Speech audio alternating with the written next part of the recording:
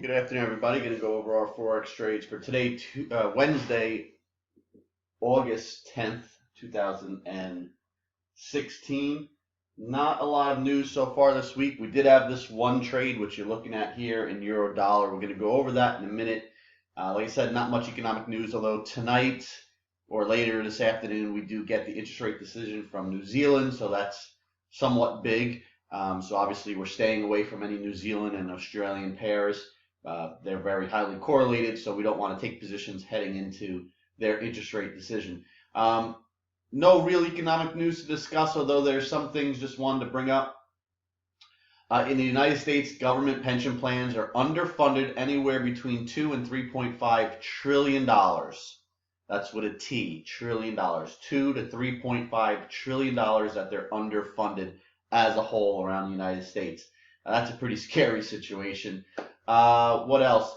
It was reported last night on Bloomberg that U.S. companies have taken out so much debt that they're at least as vulnerable as they were leading up to the 2008 crisis.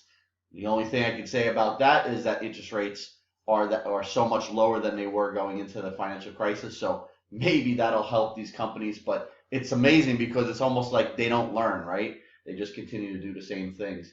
Goldman Sachs sees possibility of the Bank of Japan becoming a majority shareholder in some companies after they increase their ETF purchases. So the Bank of Japan has been increasing their ETF purchases. Via ETF purchases, they could end up becoming major shareholders of certain companies.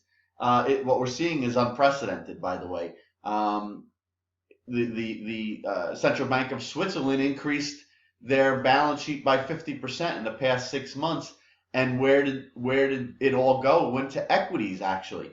And if you looked at their top 10 holdings that they bought in the past 6 months to the tune of whatever it was, $26 billion, it looked like the top 10 of the S&P 500, Exxon, AT&T, Verizon, IBM, Microsoft.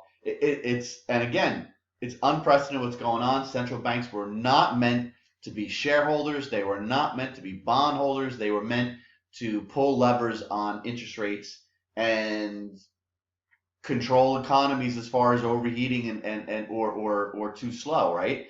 And not only are they doing something they're not meant to be doing, they're doing it with taxpayer money. So I don't know.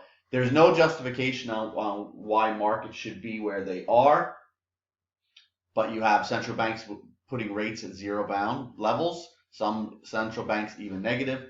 You've got central banks now buying equities. You have corporate buybacks of their own shares, most ever in history. 2016 will be the most ever in history for a single year. 2015 was the most ever. 2016 is going to surpass it easily. But yet the average investor, even the smart money investors, have been trimming back. And a lot of them have been going net short. You got Carl Icahn net short, Stanley Druckenmiller net short, Carl Icahn I mentioned, a couple other guys you got in there that are net short, some big players, and these are guys that announced what they're doing. And one other thing, Bank of England. So now we all know they kickstarted their QE program once again.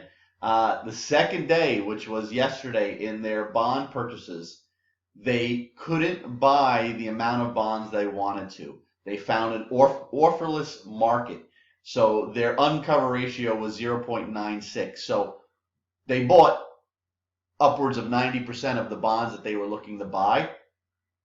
But the bonds weren't there. They even made the announcement that they couldn't buy the amount of bonds they wanted to, and that just weren't sellers. So this could be a potential problem that they didn't see coming, not just the Bank of England, but other central banks as well. So that'll be interesting. So let's get to it. As far as our one trade, it was a scalp in euro dollar. We did have 50% of our normal size because we were risking more than we would on a full size scalp. You can see euro US dollar was consolidating here. Some volume kicked in, started to run up. We were long from 1.11190. While it was moving up, maybe we shouldn't have blown it all out. Obviously, we shouldn't have blown it all out. You can see what it did. But it was getting later in the evening. We took the 13.5 pips, selling it at 1.11325. Size adjusted 6.7 since we had half our normal size. You can see what it did. It ran all the way up to basically the half figure, consolidated there overnight for the most part, and then around 5:30 in the morning started to make another leg higher. But we'll take it. It was a really, don't want to say easy trade. Nothing is an easy trade, but a smooth trade. You know, we were only in it for a few hours when it started to pop. And it played out nicely. The other reason why we were looking to get out, you had all this congestion in here from anywhere between where we got out and the half figure, and that ended up being the area where she stalled out before making another run higher. But anyway, so we'll take it. We'll move on to tomorrow. If you're still trading now, good luck. If any signals come out, they'll be coming your way, and have a great rest of your day.